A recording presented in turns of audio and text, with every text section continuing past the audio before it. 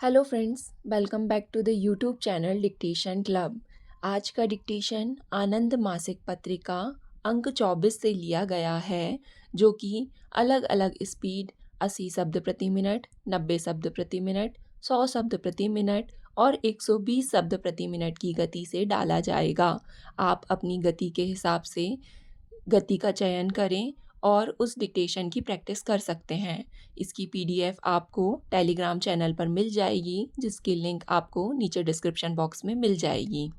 और अगर आपको हमारा यह प्रयास पसंद आता है तो वीडियो को लाइक ज़रूर करें और चैनल को सब्सक्राइब कर लें, ताकि भविष्य में आने वाले डिक्टेशंस आपको मिलते रहें। तो ज़्यादा समय ना लेते हुए डिक्टेशन स्टार्ट करते हैं 5 सेकंड के बाद।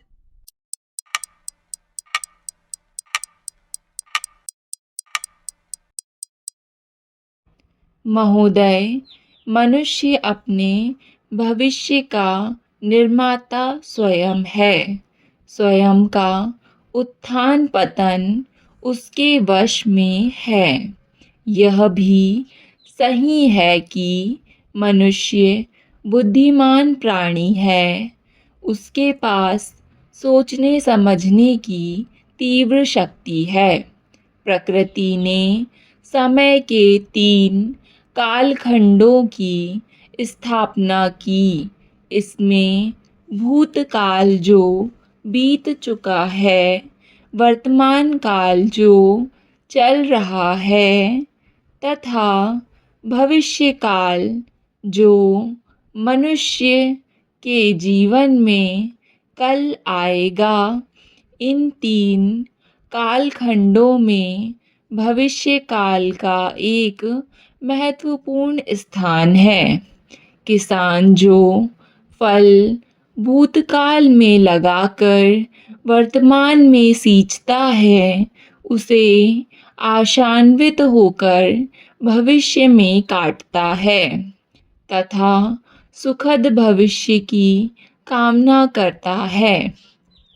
इसी प्रकार आप देखेंगे कि समाज के विभिन्न वर्ग के लोग जो अपने कर्म क्षेत्र से जुड़े हैं, चाहे वे विद्यार्थी हों, शिक्षक हों, व्यापारी हों या पारिवारिक जीवन में पति पत्नी के आपसी मधुर संबंध के विषय में हों, प्रत्येक के मन में एक सुंदर सुखद भविष्य की कल्पना मन में उछाल मारती है।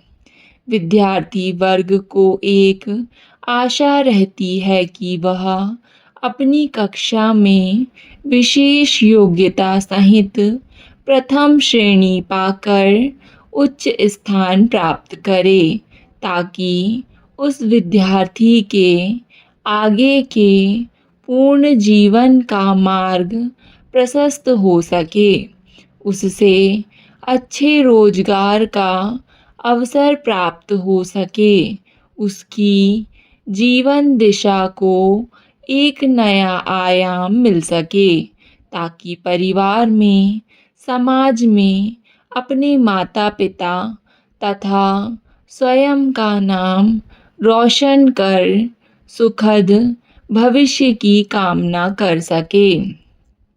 शिक्षक चाहता है कि विद्यार्थी उसके अनुरूप प्रतिभावान अग्रगामी बनकर किसी उपयुक्त मार्ग को अपनाए और इस शिक्षा के जगत में वह अपनी बात को तर्क, तथ्य, प्रमाण, उदाहरण सहित समझाकर एक योग्य व्यक्ति बने। इसी सुखद भविष्य की शिक्षक कामना करता है, जो कि उसके विद्यार्थी में समाहित है। इसी प्रकार व्यापारी को भी प्रतिस्पर्धा रहती है कि वह अपने व्यापार क्षेत्र में अधिक से अधिक परिश्रम व लगन से कार्य करे, ताकि वह ज़्यादा से ज़्यादा लाभ अर्जन कर सके, क्योंकि जब व्यापारी ज़्यादा धन संचय करता है तो उसे और व्यापार का साम्राज्य फैलाने की होड़ लग जाती है। वह समाज का उच्चतम उद्योगपति बनना चाहता है। इसके लिए वह कठिन प्रतिस्पर्धा के बाजार में जाकर उतर जाता है और वह आर्थिक रूप से शक्तिशाली बन जाता है तथा वह अपने सुखद भविष्य का सपना देखता है। इसी प्रकार पारिवारिक जीवन में पति पत्नी के आपसी मधुर संबंध एवं सुखद भविष्य हेतु निम्न बातों का होना आवश्यक है।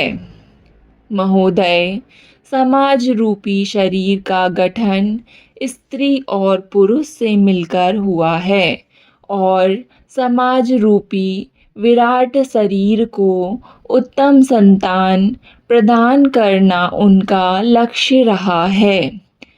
ईश्वर ने स्त्री और पुरुष दोनों की सृष्टि दो स्वतंत्र प्राणियों के रूप में की है, जिनका महत्व भी समाज है।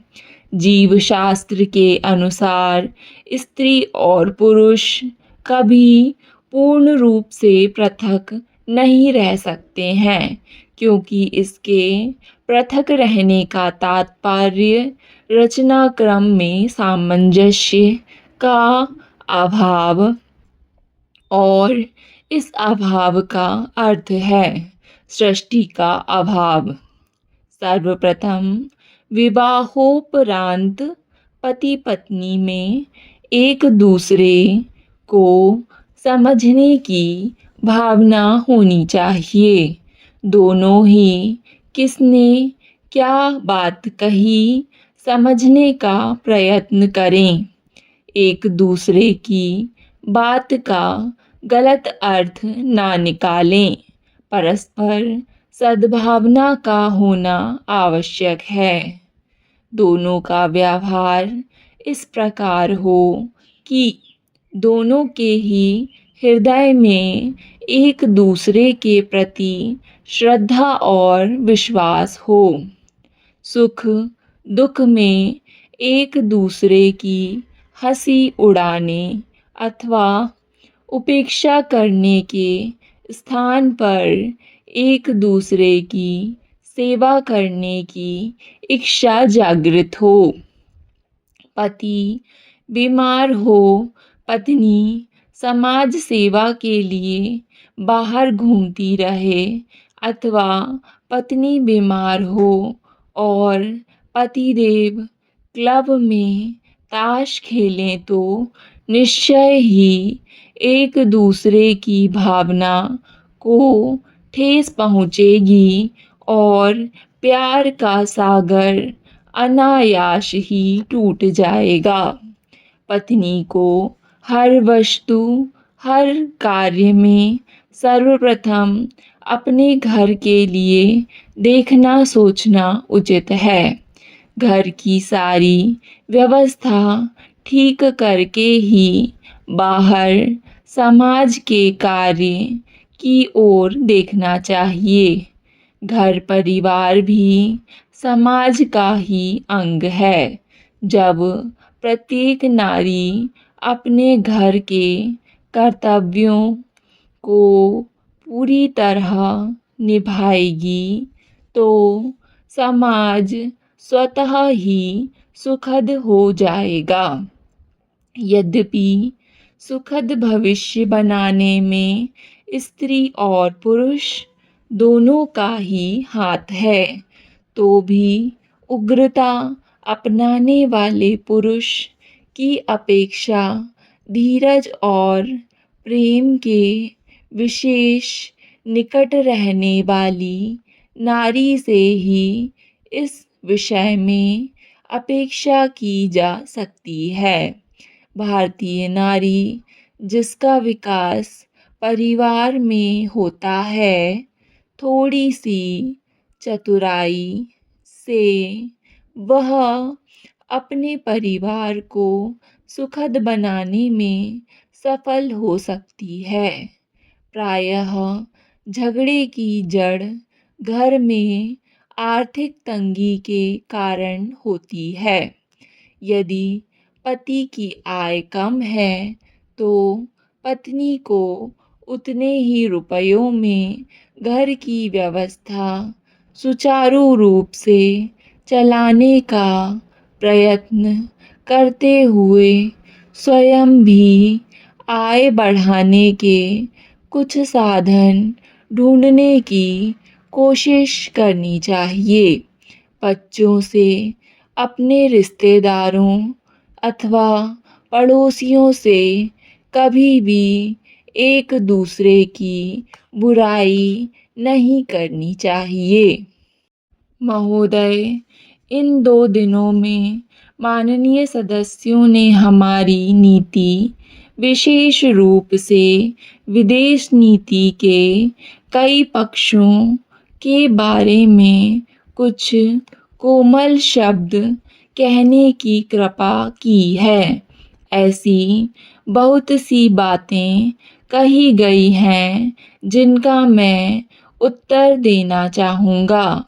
बहुत कुछ ऐसा कहा गया है जिससे मुझे परेशानी हुई है, विशेष रूप से जब यह मेरे लिए प्यार से कहा गया हो, लेकिन मुझ पर इसका विपरीत प्रभाव हुआ हो। इस अवसर पर मैं केवल विदेश नीति और विशेषकर पाकिस्तान के साथ कश्मीर के प्रश्न पर अपने संबंधों के बारे में कुछ कहूँगा। इस सदन ने हमारी विदेश नीति के बारे में हमारा जो समर्थन किया है उसके लिए मैं आभारी हूँ। मैं उन प्यार भरे शब्दों के पीछे जो भाव है उसके लिए भी आभारी हूँ, क्योंकि वैसे तो शब्दों का कोई खास अर्थ नहीं हुआ करता है। मैं और मेरे साथियों को एक बहुत भारी बोझ उठाना पड़ा है। भले ही कई बार हम ऊपर से बहुत हल्के दिखाई देते हों, लेकिन वास्तव में बोझ बहुत भारी है।